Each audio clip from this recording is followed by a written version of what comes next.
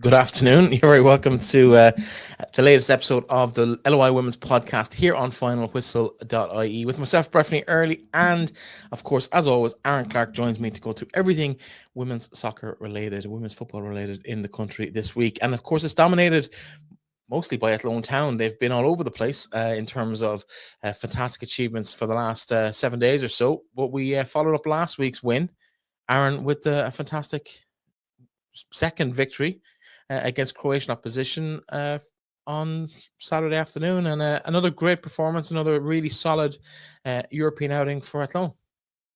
Absolutely, and it just shows that difference when you get it right of hosting European football, how it can actually work.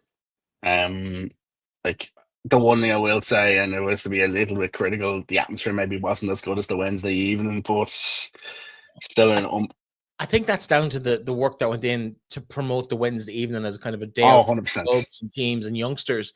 And Saturday's afternoon is a bit of a different makeup in terms of the attendance, at least from what I could see on the. I wasn't at the game now myself, but it just looked to be slightly different, maybe lower pitched crowd than Wednesday night. Yeah, but the difference is it doesn't really matter. It didn't really matter because on the pitch they delivered, and the wand of a left foot was an absolute killer from the very start from Gibson.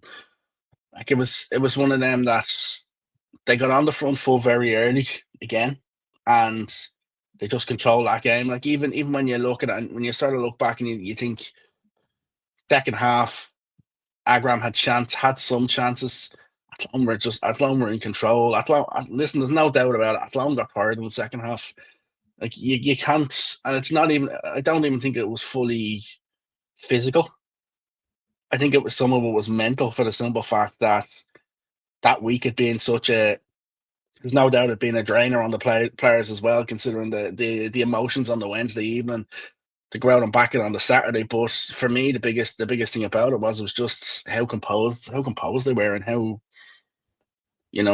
good they were. And like I'd said to you off air, it's that Hannah Welsh for me was just a baller who doesn't get the credit she deserves, because we're talking about Maddie scoring twice from corners. We're talking about players like Kelly Brady, Roshi and Malloy, but I think Hannah Welsh in midfield is just unbelievable for them. And you know what? I'm glad I went back on Saturday just to experience it. It's an unbelievable opportunity for them, and it's something that you always wanted to see Irish teams do well in Europe, and maybe we haven't done as well as we could have in recent years with going away from home. But I think Athlone fully deserve to be in the next round of the Champions League. Yeah, no, I 100% agree with you. I think they've really impressed me over the 2 days. I think especially on Saturday, because the emotion of Wednesday night, not just the football match, but everything around it. I suppose the media attention that came with a victory in the Champions League isn't something these Athlone girls will be that used to. But also the capacity crowd, definitely something these girls aren't used to in Athlone at home, to have just a partisan home crowd cheering them on, every ticket sold. Like that just doesn't happen in the Women's League of Ireland, which is phenomenal for Athlone. Let's talk about the actual game, though, because as you mentioned, Hannah Welsh on the score sheet, Maddie Gibson with 2 from corners that you can argue the toss over whether she intended them or not. I don't think you ever really intend to score from a corner if you're. No, obviously they obviously had a goal disallowed as well when Kelly Brady was a judge too. I think it was a handball. She was a judge of handball, ball close to the line as well. Yeah, but it's crazy to think that they're now going to be heading to FC20 in a couple of weeks, and like, can they beat them? I don't see why not. Like, they're playing Breidablik, Icelandic team, but they're very competitive both in men's and women's football. They're well known to anyone who follows kind of the European competitions. It's a big ask, but the reward for a victory is the winners of Twente or Red Star Belgrade, or I'm not even going to try and pronounce how to spell their name now in Serbian, but what we would normally have known as Red Star are the opposition on the other side. One win in either game, the first or second game, will get them into the new Europa Cup competition. It's kind of vital that we get there as a national association and as a league to build up that coefficient. We're going to talk about that maybe a bit more. But before we talk about the next stages, let's just maybe recap on what happened at the weekend on the field. Really good first half performance, tired in the second half, as you mentioned, but the job done by halftime comfortably. Oh yeah, absolutely. And the thing about it is they knew that. And like the easy thing for me is, and when you look at that second half performance, is when they were sitting deep, they were inviting aggro on you, sort of thinking, don't necessarily do this, but it was all shots from deep. Anything that Flashco had to deal with was shots from deep. You could see aggro players were getting very frustrated. But like the other side of it is when have we seen Irish teams, especially women's teams, keep 2 clean sheets in Europe in back-to-back games? And like you look at that team, especially with the likes of Kaylee Shine being there since the start with Athlone, coming through that process at the heart of that defense. And like there was times where I started thought maybe, okay, if Agram get one, they could get back into this game. But the more it went on, the more Athlone were just frustrating them. Athlone were just keeping them at distance. And even in the second half, Athlone had chances. Athlone had opportunities. I think if they needed to put the pedal to the metal again, I think Athlone would have been capable of doing it in the second half. I think they knew they were comfortable. I think they knew they didn't need to do anything. Like the biggest impressive thing for me is the fact that they've been able to just go in the first half of both these games, just put the game to bed. Yeah. And not have to worry about going 60, 70 minutes. Because like when I was in the stadium on Saturday, the one thing that was being said by people in the stadium is, "Oh, this could go all the way. We could potentially see an extra time and penalties game. These are supposed to be very good." No disrespect to Agram, Athlone made them look average at times, and that was due to the sheer intensity of the Athlone performance in that first half. But I think a lot of the problem we've had in Europe over the years has been this, let's call it an inferiority complex, where we just assume that foreign teams are better than what we are. Like the reality is Athlone Town is a really, I'm going to use the word professional in terms of the attitude rather than maybe the financial aspect of it, but it's a professional setup. They've brought in players, really good collegiate players from the States. They've brought in, and they've not just brought them in, they've kept them in the squad. Like Gordon Brett last week talked about Maddie Gibson being part of the furniture in Athlone now. She's an honorary Athlonian. And I think that's probably because of the way the club has been run under the previous regime and now under the new ownership that's come in the last few weeks. And I think it's very exciting for Athlone Town. We're seeing stuff out of Athlone Town that really we've been looking at maybe in the championship in England or maybe the national leagues in England and across the continent, of these teams becoming more professional in their attitude, becoming more professional in terms of what they're offering players, the facilities, the setups, and the attitude of the players. And we're looking at players like Kate Slevin. Okay, yes, she opted to play Gaelic football for the majority of the season, but now she's back. She's coming back into that team, as Gordon said, like a new player. And we're beginning to see teams really, like Athlone, I think we'll talk about the 2 new signings as well. There's a German and a US girl, both came in the last couple of days ahead of the next round of the Champions League, but they'll be available, I'd imagine, for the domestic league stuff and the FA Cup as well. Like, it's going to be hard for Shells, who have kept toe-to-toe with Athlone all season, to keep up that momentum with a couple of new, exciting-looking prospects coming into LOIWomen. Yeah, we're going to talk about Maddie Gibson for a minute. Maddie Gibson should not be in this league, okay? Her quality, her ability, she should not be in this league. Athlone have kept her since, what? She signed mid-season 2022? Yeah. You know what I mean? Like, they've kept her for this long, and as Gordon Brett said, she's part of the furniture. I don't think she will leave anytime soon. I think she's enjoying football. And that's the big thing is, they, as you say about keeping the players, like you bring someone like Maddie Gibson in. Yes, they've seen the likes of Dana Sheriff go. They've seen Jessie Rossman go. They've seen other players who have gone. But like Gibson's come in, she's immersed herself in everything. Then they've been able to build that team around her. But it's not just they haven't. How much of that is down to her personal circumstances as well? For those listeners, a lot of it. But that's the player in the League of Ireland. And if Galway United changed their transfer policy, does Maddie Gibson go too? No. Oh, okay. No, I don't think so. I think you could offer Maddie Gibson quite a lot, and I think I don't necessarily see it, because the thing is, every club would have thrown stuff at Maddie Gibson between the last 2 years together to go. I think life in Athlone seems to be very interesting for a lot of these players. Like, even speaking to Kelly Brady last week, she talked about not having a car, walking everywhere, getting a part-time job in a local barista. Dana Sheriff said the same thing to us when she was in Athlone, and it just seems though that they've immersed themselves into life in Athlone, and that's the biggest difference. Is like they've had to do it. I don't necessarily think a move needs to be done, because I'll ask you this question: does a move to another club in the League of Ireland enhance Matty Gibson's career? No, not at the moment. Athlone are head and shoulders above everybody else. Let's be honest, in terms of the direction they're going in. The new ownership is exciting. We're seeing a couple of clubs flounder, so they're not really, half the league is not really an option for any player. Let's be honest, and I don't mean to be harsh on some of the teams, but no player in the right mind is picking 5 or 6 of the teams in the league at the moment if they've got options, or geography is not an issue. So you've really only got 2 or 3 prospects if you're an outsider player coming in, and really that's Shells, Athlone Town, Shamrock Rovers, and potentially Treaty, based on the ownership and the model that they're employing. But if you look in that sort of sense, right? A lot of the bigger players, like even when it comes to players leaving Athlone over the last number of years to go domestically, Jessica Hennessy went to Shamrock Rovers, Scarlett Heron went to Shamrock Rovers, Melissa O'Kane, and Katie Keane. Fiona Owens, yeah. Apart from that, they've always been able to retain their talent. And it's not even a case of, and the one thing that impresses me about Athlone is, yes, they brought in all these players from abroad, but them young Athlone players, you see how much even Gordon Brett saying to us last week about Hazel Donegan playing Champions League football. A local girl. Roisin Malloy being there for a long time. Kaylee Shine being there for a long time. Shauna Brennan came in from Galway.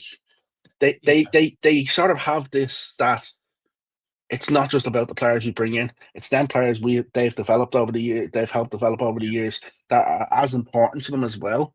And like when you say keeping the likes of Shells keeping pace, I'm astonished that Shells haven't actually gone to the window, especially when I know it was late when Kate got injured, but especially considering, like I've said for a long time, Shells have been light on bodies. I said at the start of the year, the number of players, like Shells are reliant on younger players to come off the bench to sort of have an impact in these big games. Whereas you compare it to Athlone, you're bringing off players. You're now going to have players who would probably start for most teams on the bench week in, week out, and that's going to be the big difference when it comes to domestically, and it comes to sort of how the second half of the season is going to go. And like, yes, it's a big financial thing that Athlone have had to do. Having new owners helps. Having some of the Champions League money helps. But the problem is in this league is it's now all about how much money you're willing to put into your team, how much money you're willing to spend to sort of improve your squad. And like, that's where, when you say half the teams aren't necessarily going to be able to compete, you're 100%. You're not going to be an option. You're 100% right, because the big thing is it's all a case of now, what can I offer? Facilities, playing wise, they're going to want to go to teams who are going to be high up on the table. Like, it makes this league,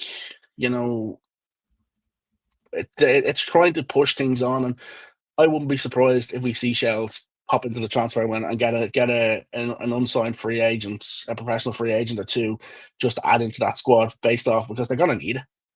Well, I think it'd be interesting to see, particularly with the result last night in the men's Europa League. Shells are now 90 minutes away from a guaranteed place in one of the group stages. Well, definitely the Conference League. If they win this round, they're automatically drop into that if they lose the playoff. So group stage football, 3.8 million euro. A portion that will go in bonuses and whatever, but there will be an injection of cash into the club, and it'll be interesting to see if any of that filters down through the club, particularly to the women's side, because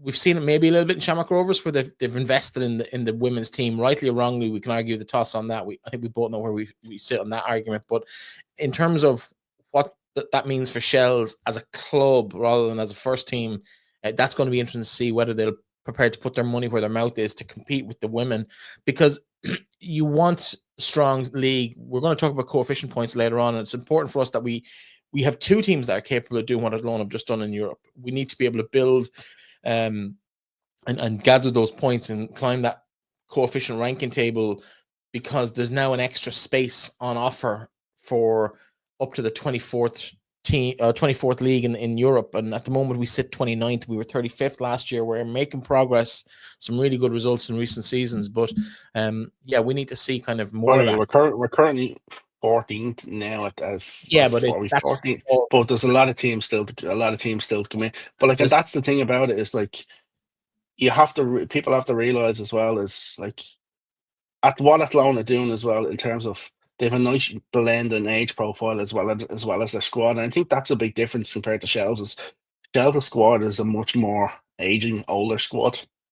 Yeah. And I think that's something that Shell's are definitely going to have to sort of look at as well, because what happens if Noelle, Pearl, Rachel, Gemma decide at the end of the year, good luck, see you later, we're done, we've done everything we can, you know, that's a core nucleus of Shell's ripped out. We've seen so many of the younger players sort of leave and flourish at even the likes of Bowes, when we'll talk about her later on today, and Katie McCarn is having the season of her life. Young Hannah Healy's playing superb, and like, it's an interesting time, because for a long time Shell were sort of able to develop a lot of them younger players and hold them, where now this is the first year where they haven't held on to them. And like, the difference that Shell squad would have with some of them players who have maybe left would have them a lot closer to Athlone. And I just fear that with Shell, it's a case of maybe they have a great starting 11, but it's that 12, 13, 14 off the bench that maybe isn't as strong compared to. Yeah, I kind of sniggered there, because I'm just thinking in terms of, you said get them closer to Athlone. They're currently actually ahead of Athlone on the league table by right, but I think we all can see the direction that it's going. Shell's really had to work to get to that. They kind of struggled at times to break down a fairly disappointing Cork City side at the weekend. Only won 2-0. You'd expect that Shell squad to be coming out with Cork in a little bit of disarray they seem to be in, with a 5 or 6-0 win in recent seasons. So we're seeing them having to work a little bit harder to eke out those 3 points every week. Athlone seem to do it at will. Let's talk, maybe before we leave Athlone, let's talk about their 2 new signings. They're bringing in 2 players, German Katherina Oelschlaeger and Alexis Strickland, who's a US citizen. Announced the morning after the progression, or the Monday after the progression, so this was obviously in the works. How much easier is it to bring in a player for essentially what's only going to be a 3-month window to the end of this season, with a little bit of a bank boost from the 2 almost sold out games, I suppose? Bank boost is irrelevant. Do you think bank boost is irrelevant, because Gordon Brett sort of said to us last week, in the sense of they were waiting on permits and stuff like that to come through.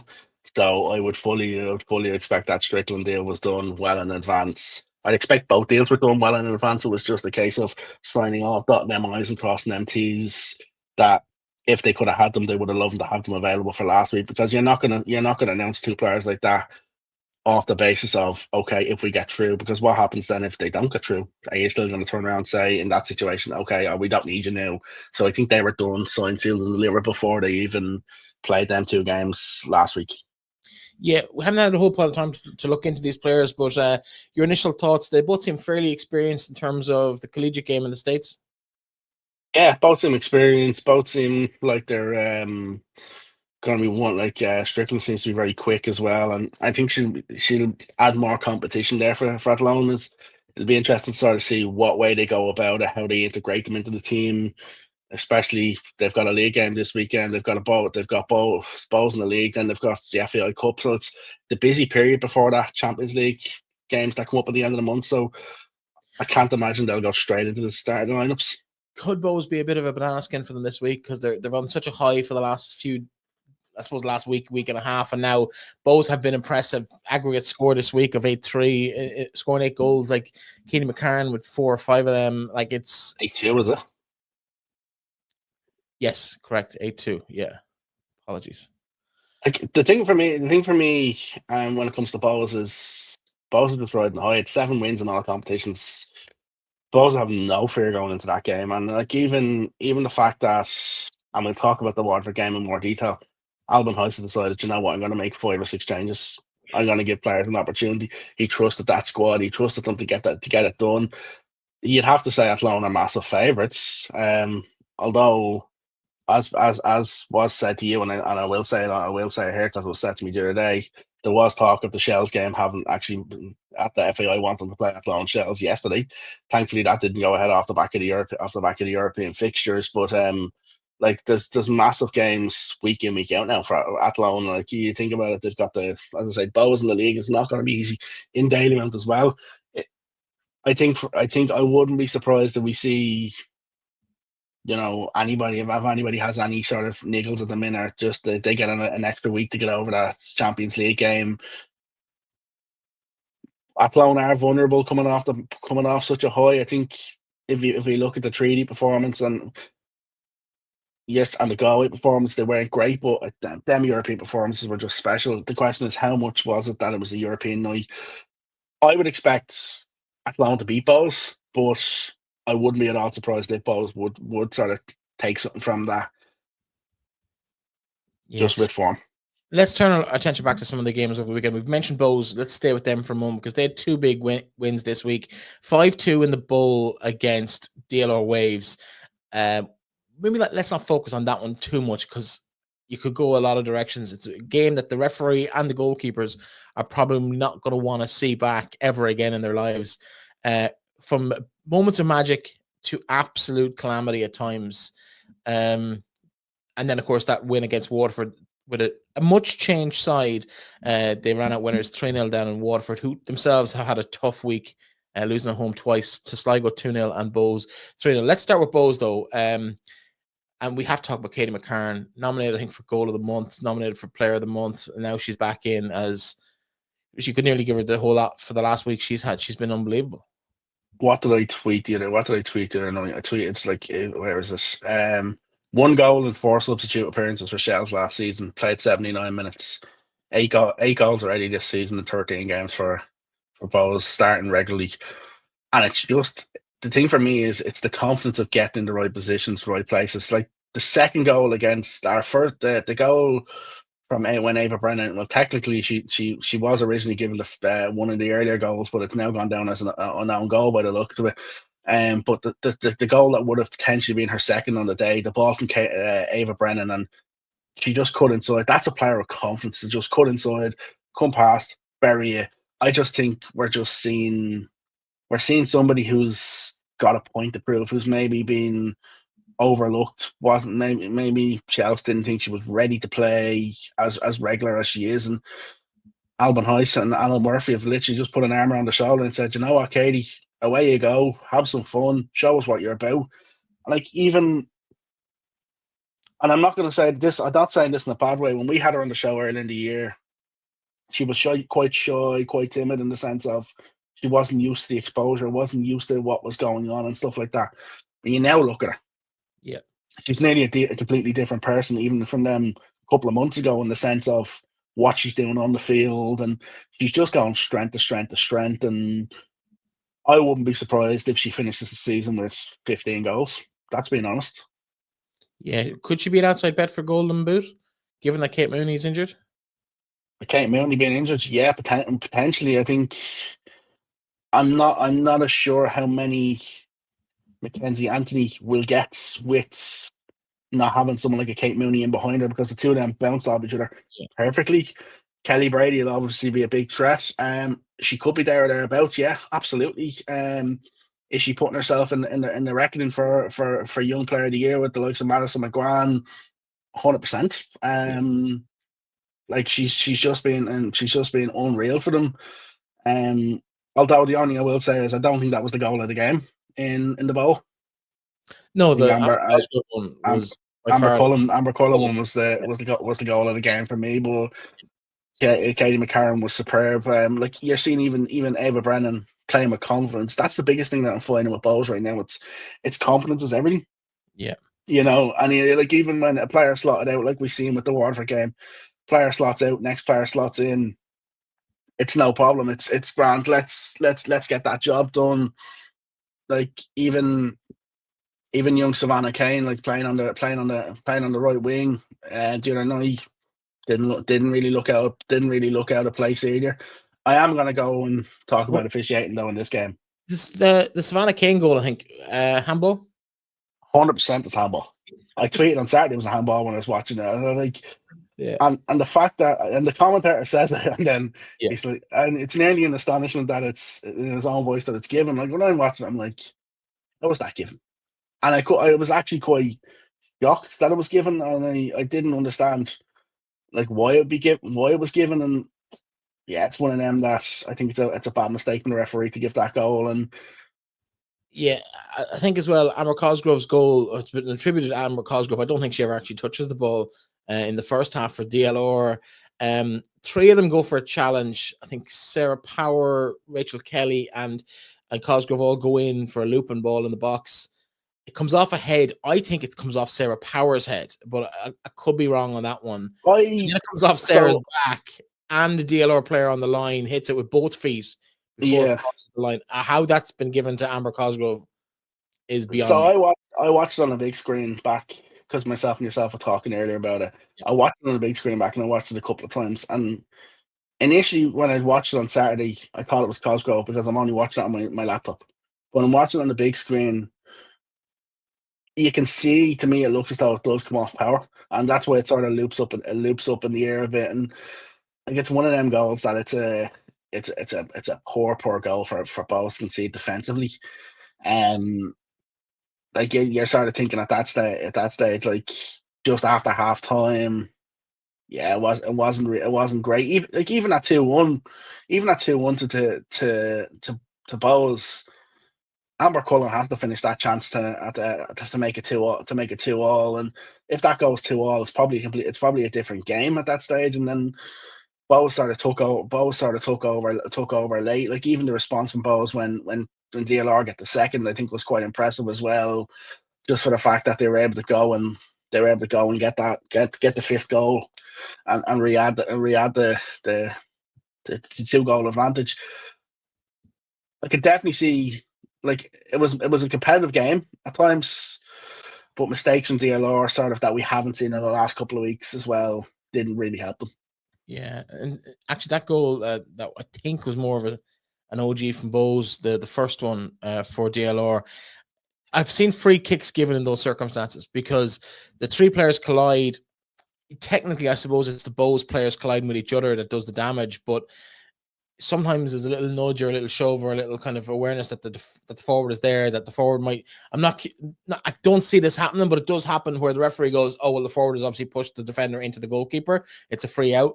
I've seen them given, is all I'm saying. I don't think it was necessarily what happened at the weekend, but yeah, it was just a bizarre game from start to finish. But let's talk about that DLR goal at the end, because a lovely little pass from Ngasi finds Cullen, and she just pops the ball over Rachel Kelly's head from about 25 yards. It was just a really, really impressive strike. I actually thought Ngasi was going to lose the ball. Yeah, with the really heavy touch before that. And when it falls to Cullen, it's just a superb strike, and there's absolutely nothing Rachel Kelly can do in that situation. And it's as we'll talk about the goal from when we talk about the Wexford game. It's sort of a similar type of curling strike as Becky Cassin's goal, and it was just a superb strike. And like for Waves, I think when Waves look back at this game, they'll talk about things that they could have controlled in this game in terms of some of the opportunities that they let Bowes have, and they'll have a little bit of regret in this game that they could have cut out 2 or 3 down goals for me. We've touched on it a bit, but let's look at Waterford's 2 games this week. 3-0 defeat to Bowes, 2-0 defeat at the weekend to Sligo. Waterford's season has kind of fallen off the tracks a little bit. It just seems to have kind of plodding along now.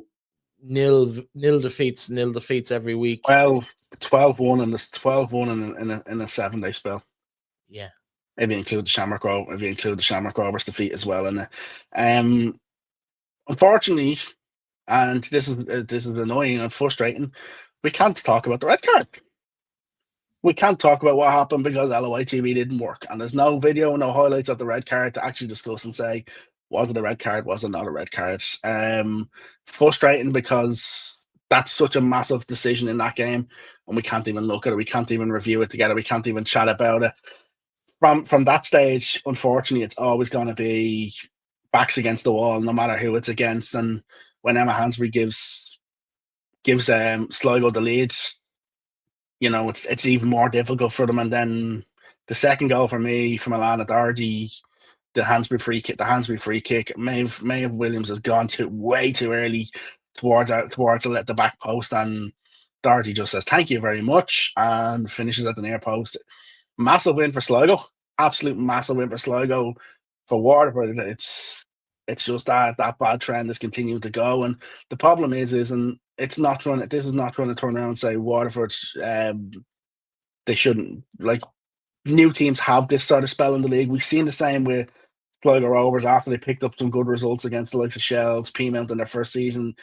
They sort of went on that sort of dip where they didn't pick up. They struggled to pick up points for nearly what was it, nearly 8 or 10 months at that stage, leading into the start of the next season as well. And like for Waterford, it's very difficult. And like even again when you then look at the Bohs game, the one thing that'd be frustrating is the fact that there's a throw in near enough to the halfway line. It's thrown to Savannah Kane. She's just allowed to run down the right flank and get the ball in for Leah Glennon for the opening goal.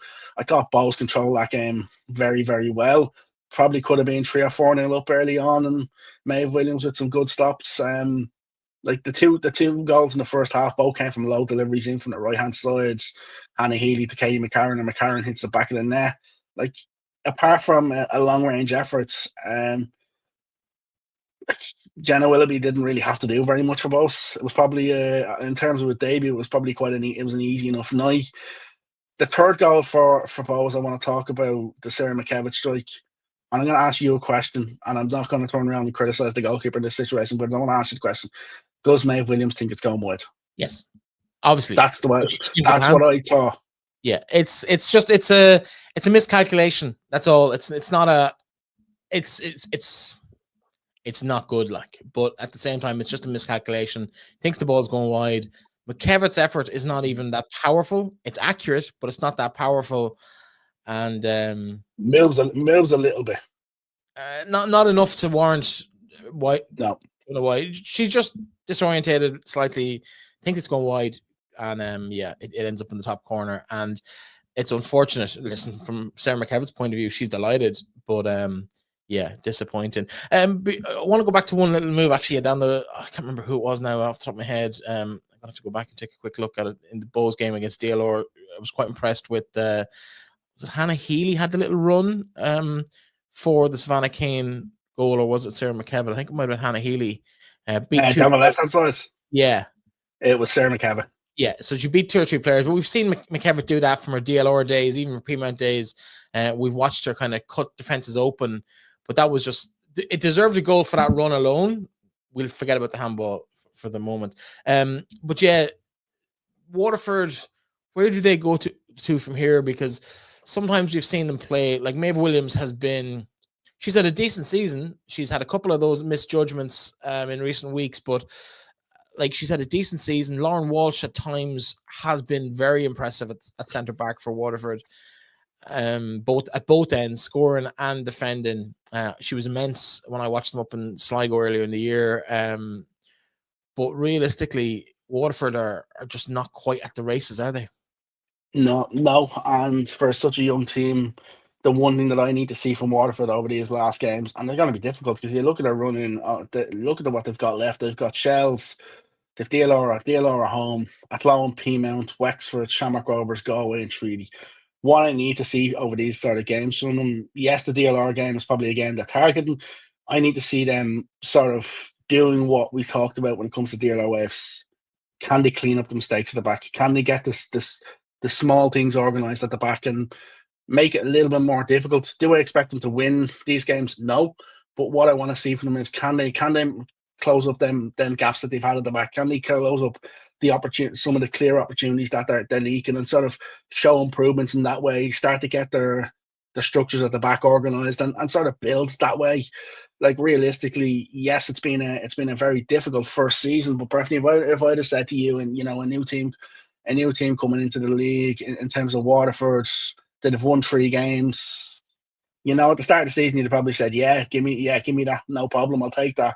Yeah, and they said this on commentary. I watched most of the game, the second half, which was aired on LOI TV over the weekend, and they said this on the commentary. I think if you'd offer them where they are 10th in the league, and definitely in that mix with DLR, Sligo, Cork, yes, it's the bottom tier of the division, but they're not cut adrift. Like we've seen new clubs happen maybe in the past, or individual clubs happen in the past. They're competitive. They can mix it with the teams around them. Okay, red card kind of ruined their chances against Sligo at the weekend, but they've been competitive. They've been solid. They beat Sligo up in. Didn't they beat Sligo? They beat all three of them. They beat all three of them that were around. They beat DLR, Sligo, and Cork. I think that's all you can ask for from a new team in the league, is to not be annihilated. And because we've seen clubs come in, Kilkenny springs to mind, Cork at various stages when different iterations have come in and struggled, like really struggled to be competitive. And Waterford they've pulled together a really good side, girls with experience, girls coming through their academies. I think they will be one for the future. And I think as the seasons grow, we could be looking at a 3 or 4 year project here in Waterford, but they will be where Treaty or Bows are now in 2 or 3 years. And I know that's. I think they've got the right coach. That to me is half the battle. I think they've got the right manager with Gary Hunt. Yeah, and don't underestimate the involvement of Jess Lawton down there as well. Like, she's done wonders at Cork. She's now at Waterford. She's brought through a lot of those girls at under 19 level. And not only that, she's attracted players into the club that by rights last year an under 19 team on its own should never have had the opportunity to bring those girls in, because they were playing first team football elsewhere, or they were on the fringes of first team football. Like you look at Jess Lawler scored senior goals and big wins against Shell for Wexford. You know, they've brought players in who probably, you're right, who shouldn't be playing on the 19s football. Should have been probably involved. Mia Lenihan's probably on that list. Fiona Bradley, who's back with them again, on that list. Like, those girls, they shouldn't have been attracted to what Waterford were offering 12 months ago, but they came. And I think when we might talk about this in Cork context in the next week or two, but when the atmosphere is right in the club and the right people are guiding the club, you can do stuff. Look at Treaty. Look at the difference in Treaty now. Not saying that some of the people who were involved in Treaty in the past weren't the right people. We definitely saw progress at Treaty under Dave Rooney, for example, and Irene O'Hare were involved back at then. There was a few blips. The Donna Reardon era is probably one best forgotten by everybody in Treaty, and that's not a reflection on Don. It was just the performances just weren't there. Like, you know, the players weren't there. It wasn't an inviting place to bring these players into. We've seen it under Sean Russell, and I suppose to a lesser extent, well, not lesser extent, but to a lesser extent in terms of the day-to-day squad running, the management of Mary Curtin and Kieran McCormack, seeing them bringing in these girls and bringing in both domestic and locals and blending them really well together. Like seeing Madison McGann up there with Isabella Ficini or Madeline Robbins, and they're all just working well together. I had a conversation with somebody the other day. I had a conversation with Gary Spen the other day, because he dropped me back to Dublin after the game the other day on Saturday. And I was talking about this, and I was saying, like, you're now in a situation where the likes of Madison McGann, maybe 2 years ago, a player like that would have had to go to a big Dublin team to sort of progress. Yeah. Where now we're talking about Madison McGann week in, week out because of our performances at Treaty United and how they're sort of doing, like, the Athlone performance. The start of the season when it comes to a Treaty was more of a case of, and I said this a couple of times on the show, inexperience cost them games, whether it be management, players at that level, inexperience, where they're now starting to get that experience where they're having a great season. Yeah. We're potentially going to talk towards the end of the season about, and I said at the start of the show about herself being involved with potential for Young Player of the Year with the likes of Katie McCarn, Treaty players potentially being in it. And, like, that's where you can see the positivity of the club. I'd go as far as saying on the Waterford situation that it looks to me from the outside that Waterford are in a better place right now, even still, than the likes of Cork City. Oh, 100%. And we talked off air about Cork, and I do want to get into that because Cork are the enigma of the league. We'll talk about that maybe in a few moments, but I think that deserves nearly a whole show in itself because we might leave that. We might leave that for next week just because it's. Let's talk about the Shells. Shells were down in Cork at the weekend, struggled, should have won this comfortably. Claude Fitzgerald had made a couple of decent saves. Cork got a bit lucky in patches, but a 2-0 win. I could sit and watch Alex Kavanagh play that defensive midfielder, playmaker role all day. When she's Alex Kavanagh is the most consistent player in the League of Ireland. Alex Kavanagh is just the sort of player that. Do you know what? Do you know what she's like? She's like when you get an old car, say an old car, and the value just keeps going up and up and up. Because her value to shells just keeps going up, up, up. You did not just compare Alex Kavanagh to an old car. She's like 26 or something. But you think about it, I've been watching Alex since she was 16, 17, since she first came into that Shell, since Shell's first come into the league. And every year Alex's importance to Shell's just goes up, up, up, up. Yeah, she's been watching since she's 17, like, and the thing about her is it's just better and better and better. But like even up, and I said this when they lost the balls in the All Ireland Cup, she was controlling that game. She was just left, right, picking the pocket, getting the ball, and it's just that pass left, right, forward, but back. She just it's when she plays the pass, she'll then look for another option. If she needs to take the ball back again, she'll take the ball back again. And I just think for Shell's fans are lucky to have a player of Alex Kavanagh's ability, and like, cause she's just that consistent.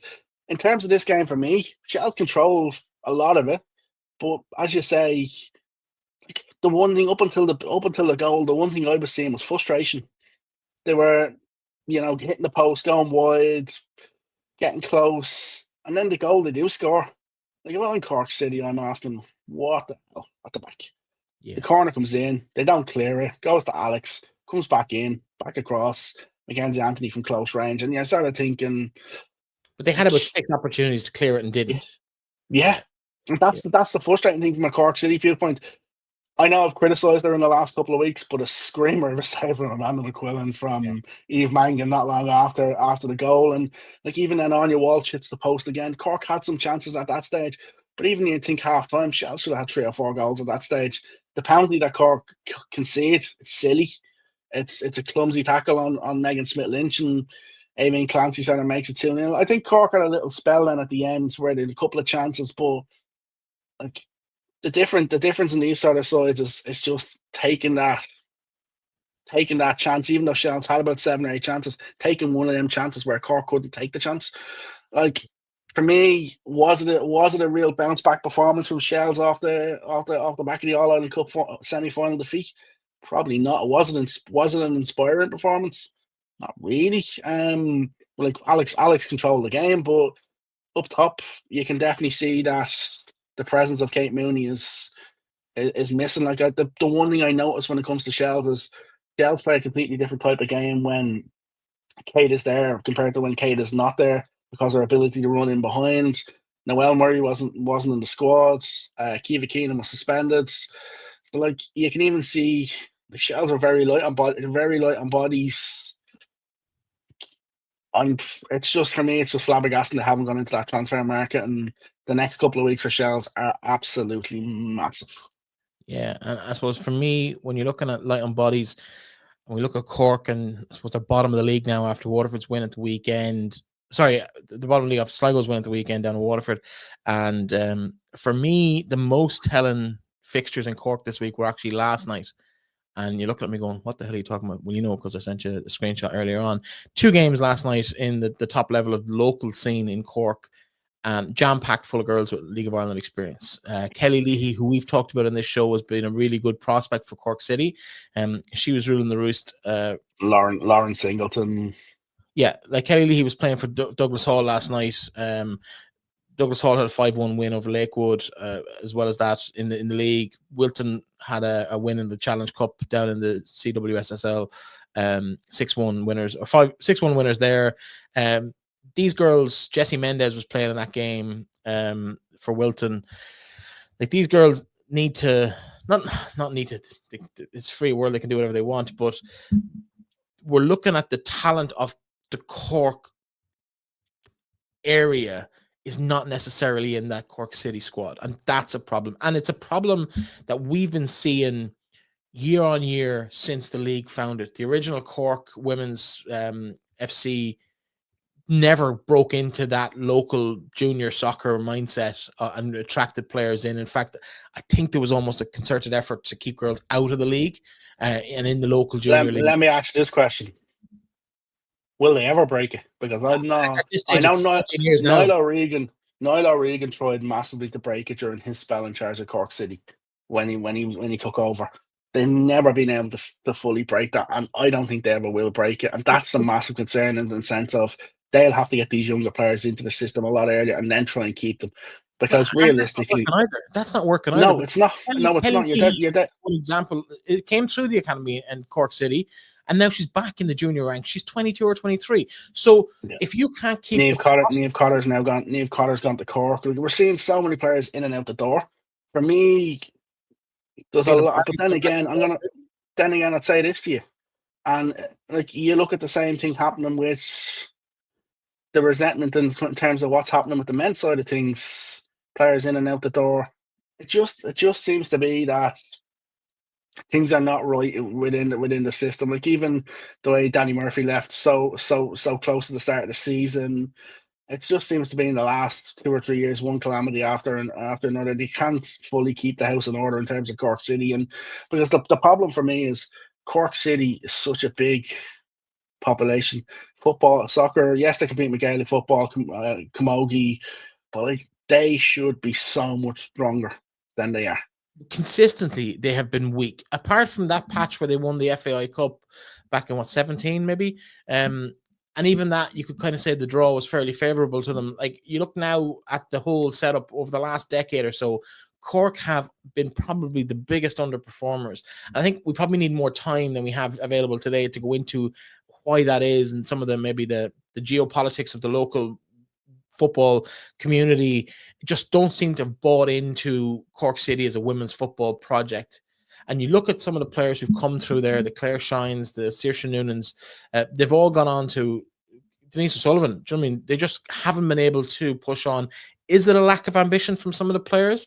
Is it a lack of ambition, or is it kind of a protecting their own? Like three or four of them players that played in the FAI Cup win for Cork City were playing in them games last night.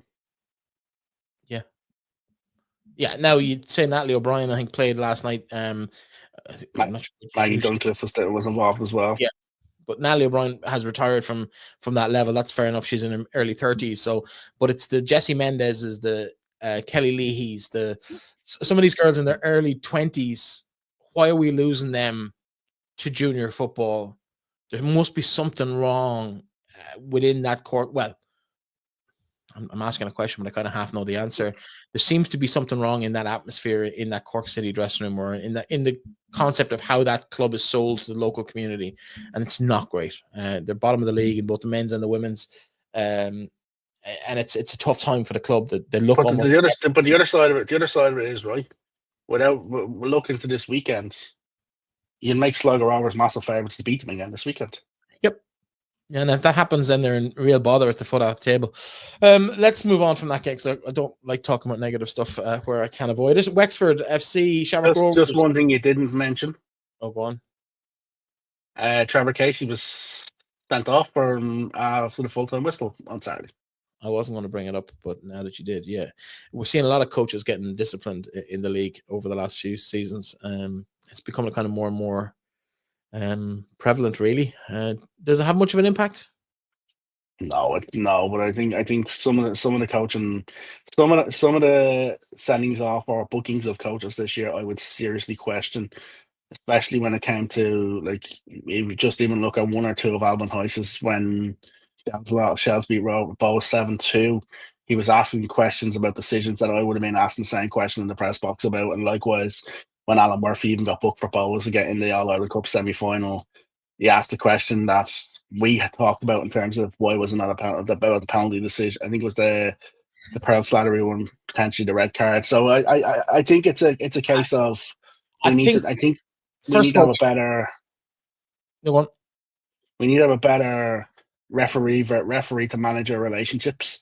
I think that has to be better. If they can get a better referee to manager relationships, they can stamp out a lot of this, because I don't want to see this becoming prevalent in the league, because I don't think it's good for it's not good for trying to keep young referees in the league, because young referees won't want to coach in the league if that's going to be happening. And B, we don't want to see managers and coaches being booked when maybe it's not necessary. I think we just need a better communication between both managers and referees, just to sort of, even if it's an open dialogue, more of an open dialogue, even if it's the fourth official sort of having that conversation and a little bit better of an understanding. I think it's both need to understand both roles.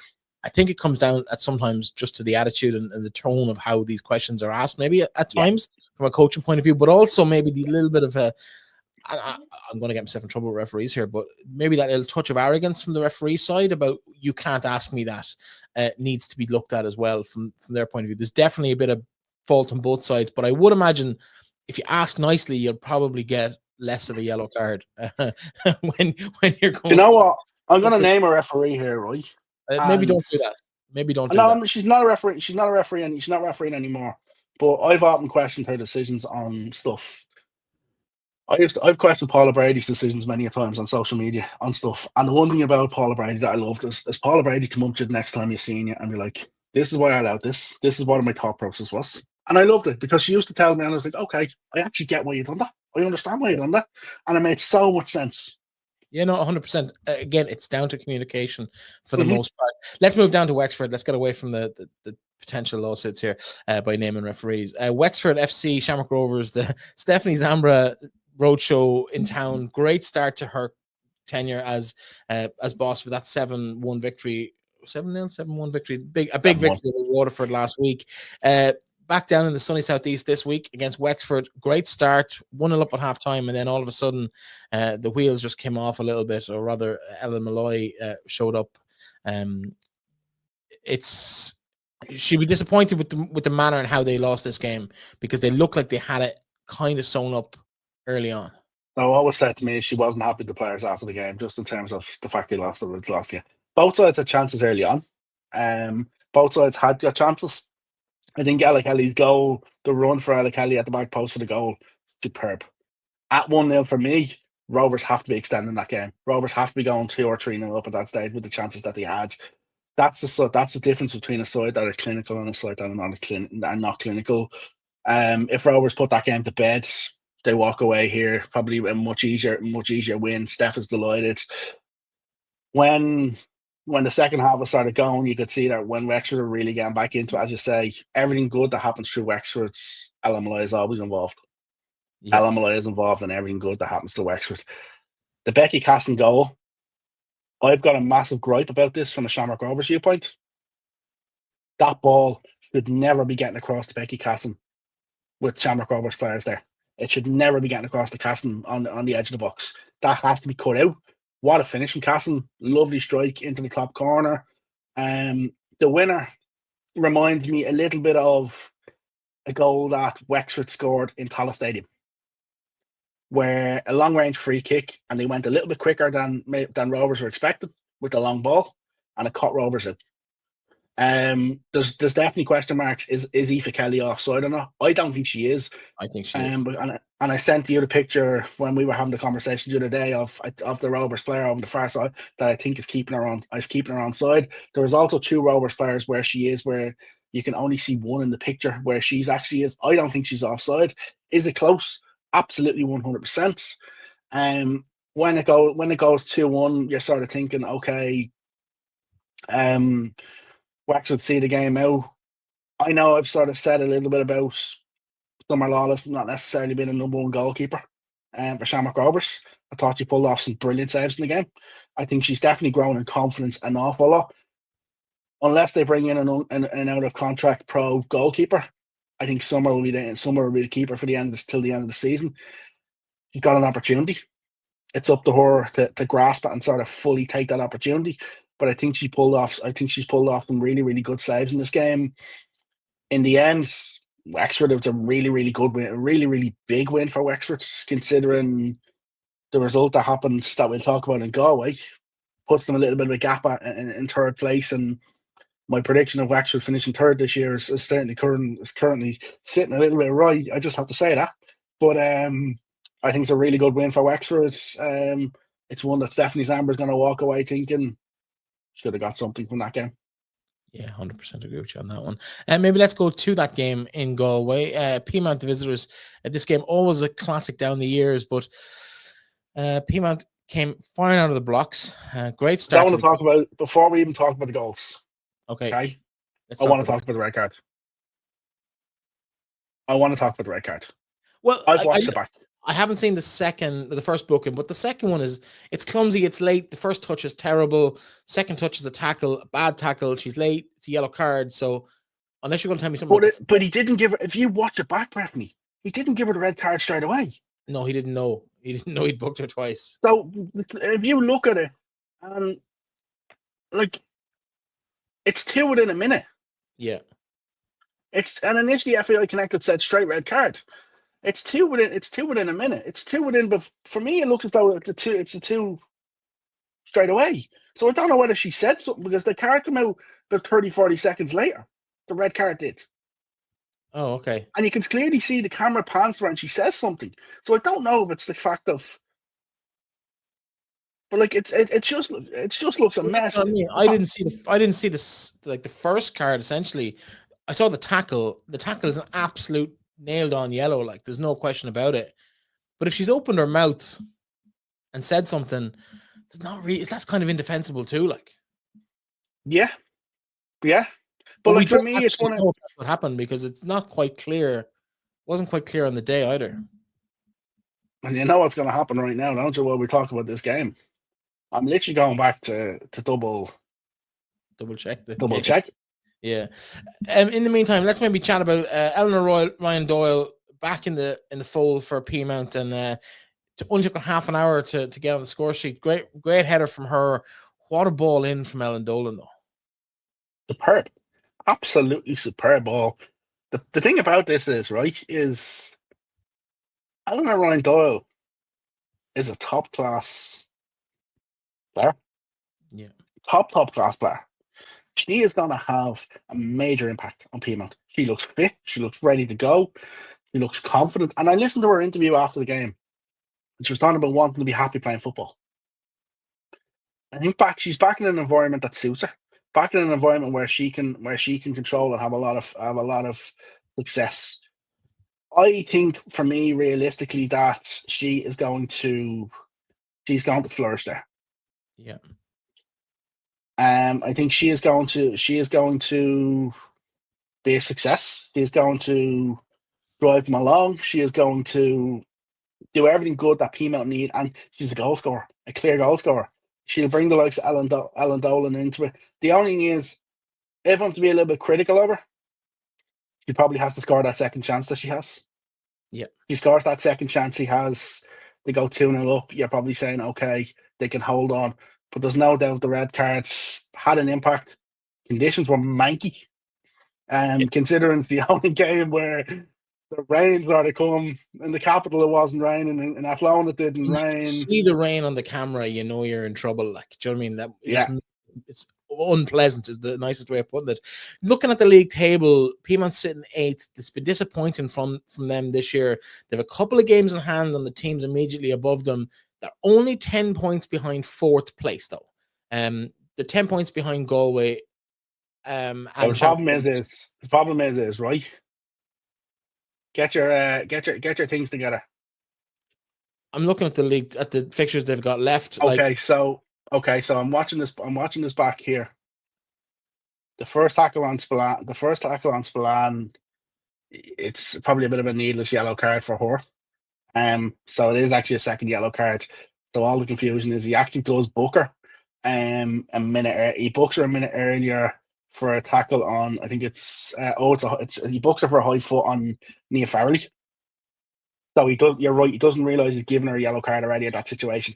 So it's a second yellow card. It's a high foot. It's literally 90 seconds. It's less than 2 minutes between the two goals. It's a clear yellow card if he's booked her for the high foot. The foot is literally above Nia Farrelly's chin. So it's a clear yellow. And then the second tackle, it's just a bit of the conditions, but it is a yellow card. Yeah. It's the poor first touch hangs her basically. Yeah. Do you know what I mean? Like, yeah.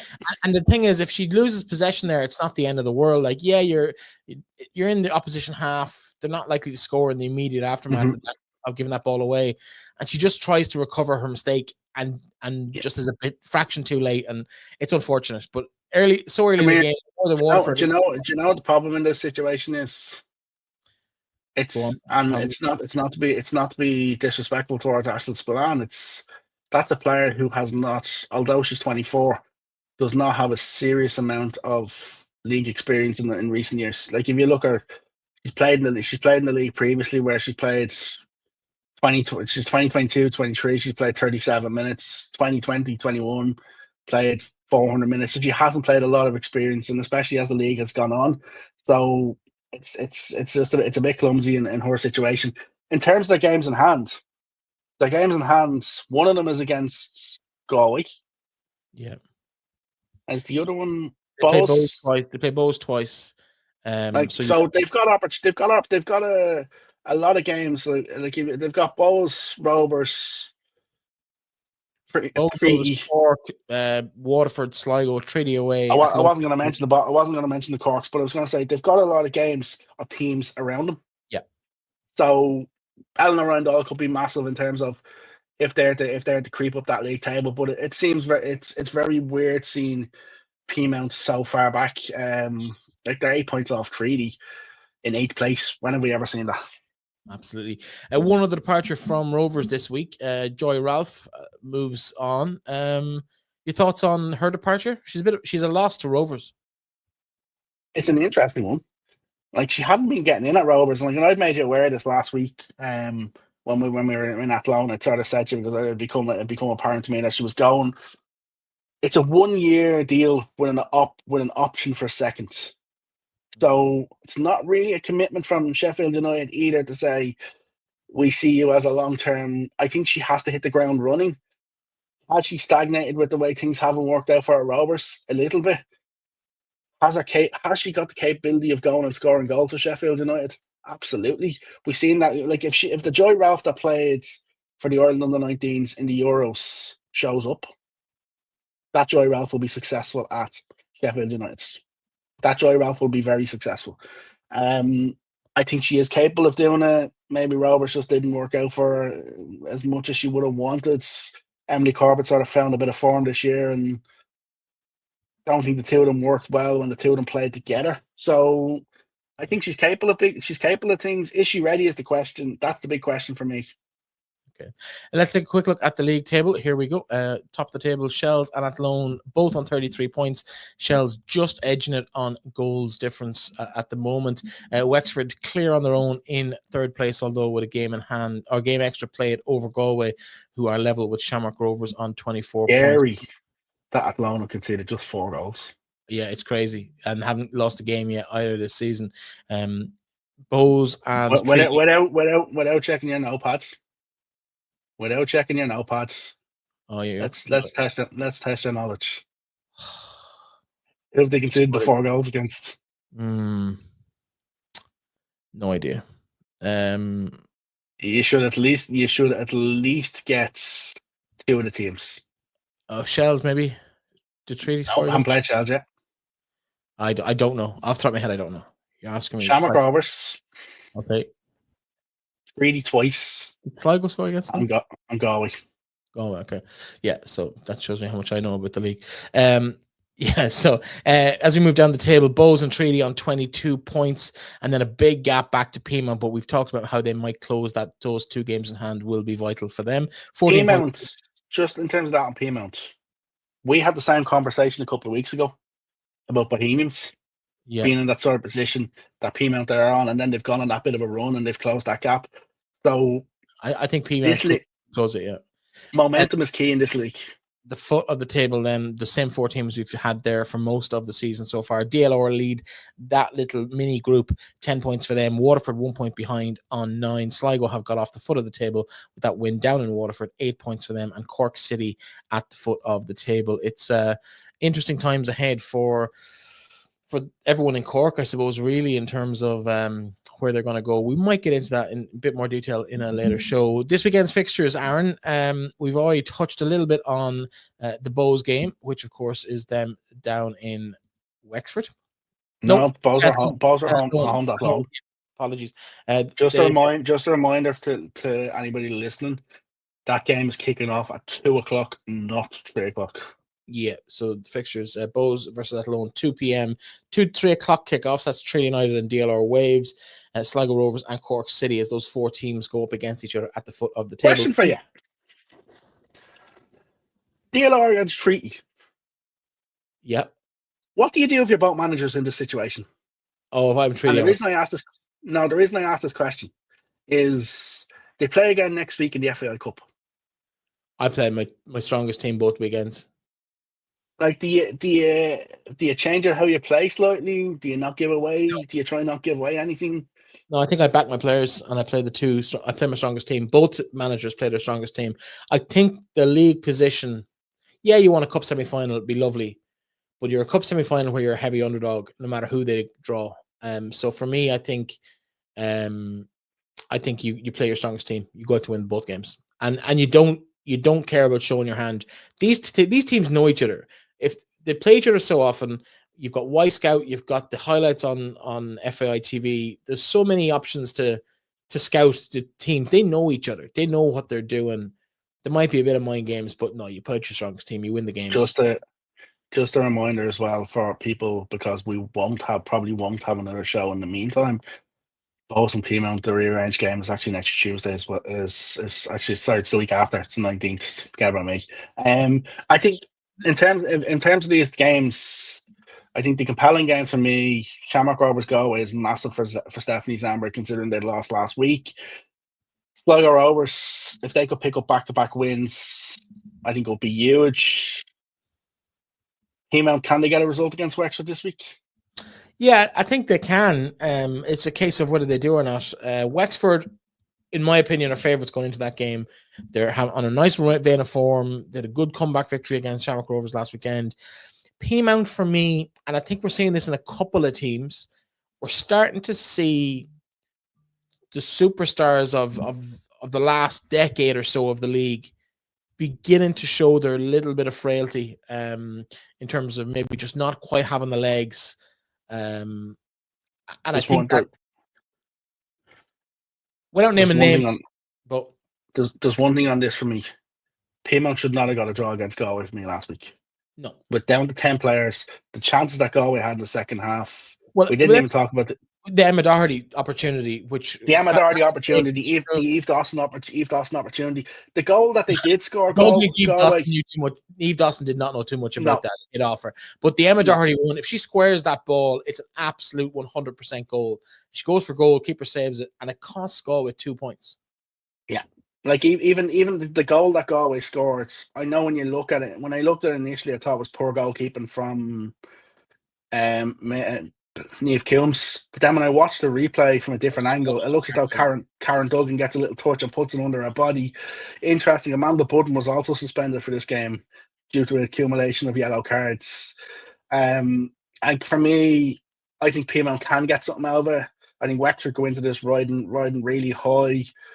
Like, if Wexford win this and Shamrock Rovers take something off Galway, what's Wexford even further ahead in third place? And I just think it's a very, very, it's a big weekend for a lot of teams. I would expect Chelsea to be Waterford. I think Bohs will unfortunately see their run come to an end against Athlone. I think Treaty will beat DLR. I just think the Peamount Waterford, Shamrock Rovers Galway game are probably the big toss-em games this week. Yeah, just to confirm those fixtures, Peamount and Wexford and Shamrock Rovers and Galway, they both meet at 5 p.m. on Saturday. The Shells game is 2 o'clock on Sunday. Very important to note the change of date for that, as well as a change of time. That is due to a collaboration of issues, the Oasis concerts and Shells in Europe in the men's game. No, Oasis is next week. Oasis is next week. So easy Oasis is the reason. reason I didn't get tickets, right? Easy enough. Oasis is the reason the Rovers game is on a Friday night. I knew there was something to do with the Oasis game. I hadn't really paid attention to it this week, if I'm honest. That is it for us. We're way over time, but we've had a really good show in terms of taking a look back at the action of the week and all the new arrivals and departures from the league as well. The most important arrival in the league in the last 7 days has been that invite to FC Twente, to where Athlone Town will go on the hunt. I might go. Do you know what? I'm thinking about it. I've got accommodation. I've got a friend over there, so I might wander over to for a couple of days in Holland at the end of the month. It will be quite a nice little trip. Just an FYI, if you do decide to go, if you're going to go in on the day, the first game is a 1 o'clock local time kickoff. Yeah. I'm sure we'll sort that detail out if we do end up going. But your thoughts are that I might venture over to the Netherlands for that one. Aaron, as always, pleasure. We'll be back next week to chat all things Women's League of Ireland. Plenty to talk about from this weekend. Some really, really good games, all winnable. I think every team is going into the weekend thinking potentially, maybe with the exception of Waterford and Shells, every other team will be looking at the opponent going, yeah, we could take 3 points out of this. It's a great weekend to be following the league.